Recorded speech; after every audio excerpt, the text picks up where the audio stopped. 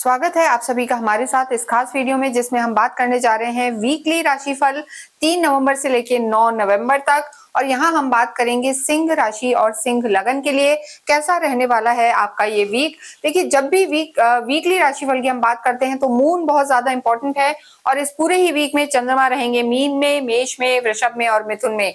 लेकिन आपके लिए अगर देखा जाए तो हफ्ते की जो शुरुआत है बहुत अच्छी नहीं है, क्योंकि चंद्रमा की स्थिति अष्टम में है। चंद्रमा शनि के साथ रहेंगे, विष दोष बनाएंगे। तो 3 और 4 तारीख को आपको लाइफ के हर फ्रंट पर ध्यान रखना है, क्योंकि अष्टम के चंद्रमा शुभ नहीं माने जाते, चौथे घर के भी नहीं माने जाते और 12वें घर के भी। यहाँ पर चंद्रमा निर्बल हो जाते हैं और थोड़ा सा मन को थोड़ा सा सेट रख सकते हैं, मायूस रख सकते हैं। कारण कोई भी हो सकता है, तो आपको ध्यान रखना है। रेमेडीज भी बताएंगे, इसलिए जुड़े रहें हमारे साथ। लेकिन इसके अलावा पूरा ही वीक आपका खास और शानदार जाने वाला है, क्योंकि आपके राशि स्वामी के जो मित्र हैं मंगल, उनकी स्थिति बहुत अच्छी है। तो यहाँ पर लाभ के बड़े योग बने हुए हैं, जीवन में सुख सुविधाएं बढ़ने वाली हैं और भाग्य यहाँ पर आपका पूरा पूरा साथ देगा। कैसे, आइए देखते हैं। सबसे पहले अगर हम बात करें आपके चार्ट की, तो केतु आपके फर्स्ट हाउस में है, सूर्य आपके खुद के राशि स्वामी नीच के चल रहे हैं, थर्ड हाउस में शुक्र स्वग्रही है, भाग्य को बढ़ाएंगे। बुध मंगल, जैसा हमने कहा, मंगल खुद ऐसे हाउस में है जहां पर सुख सुविधाएं बढ़ाने वाले होंगे। राहु सप्तम में है, शनि चंद्रमा विष दोष बना रहे हैं अष्टम में, और जो गुरु हैं उच्च के होके आपके चौथे, देखिए फोर्थ जहां लिखा हुआ है वहां पर है, यानी उच्च के गुरु हैं 12वें घर में, लेकिन इनकी पंचम दृष्टि सीधे आपके सुख भाव में है, तो ये स्थिति भी अच्छी है।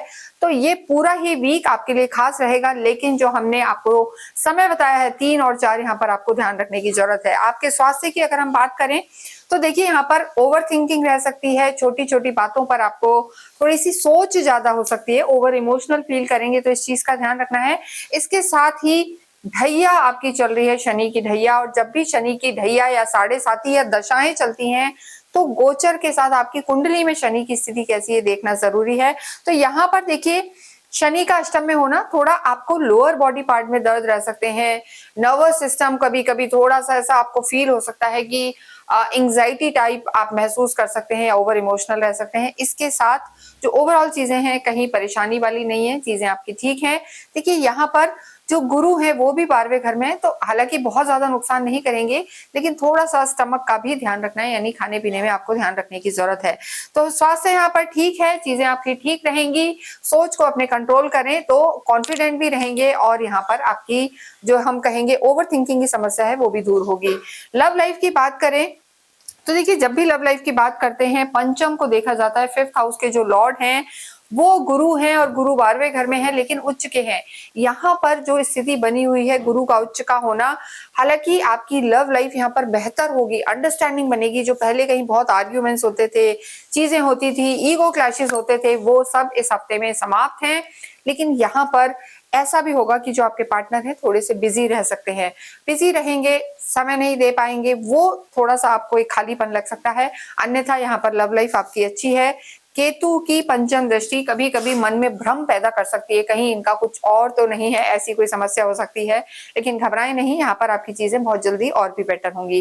वैवाहिक जीवन की बात करें तो राहु केतु मंगल सूर्य की स्थिति बेहतर ना हो या सप्तम को इफेक्ट करें, तो ये कहीं ना कहीं आपके जो जीवन है उसमें परेशानी ला सकते हैं। तो वैवाहिक जीवन में राहु का होना, केतु की दृष्टि होना, स्थितियां हम कहेंगे बहुत ज्यादा अच्छी नहीं है। आपके खुद के लॉर्ड सूर्य भी 3rd हाउस में विराजमान है, नीच के हैं, तो यहाँ पर वैवाहिक जीवन में संभालने की जरूरत है। आर्ग्यूमेंट्स 1 to 1 होना, ये समस्या यहाँ पर रह सकती है।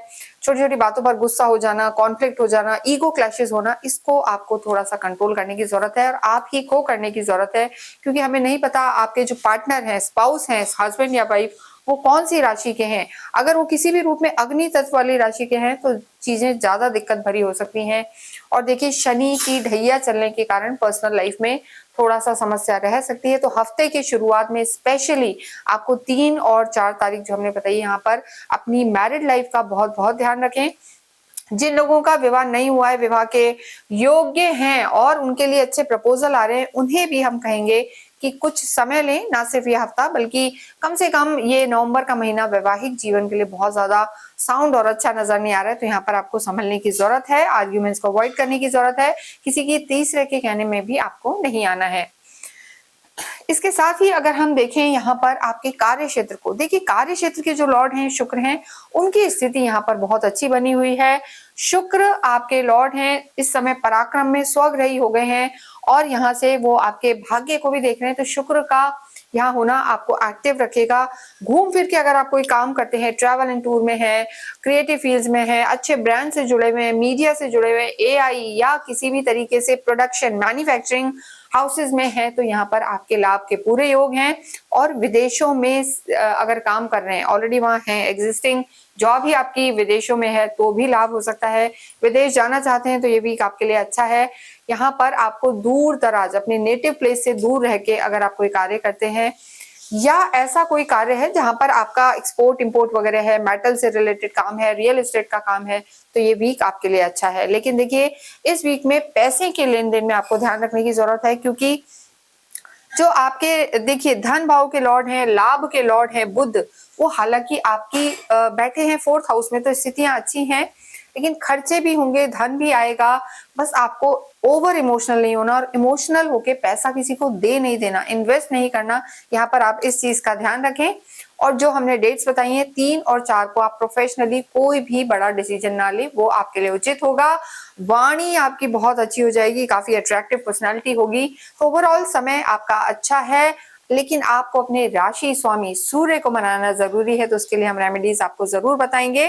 इसके अतिरिक्त अगर गवर्नमेंट से रिलेटेड किसी कार्य में जुड़े हुए हैं, करना चाहते हैं, तो वहां संभलने की जरूरत है, क्योंकि सूर्य अभी नीच के चल रहे हैं, तो वो थोड़ा सा आपकी चीजों में स्लो डाउन ला सकते हैं, परेशानी ला सकते हैं। तो ये पूरा ही हफ्ता सरकारी महकमे से जुड़े हुए कामों में आपको एक्स्ट्रा प्रिकॉशन लेनी है, अपने फादर के स्वास्थ्य का ध्यान रखना है, सीनियर से आर्ग्यूमेंट में नहीं जाना है। विद्यार्थियों की बात करें तो गुरु यहाँ के लॉर्ड हैं, उच्च के हैं।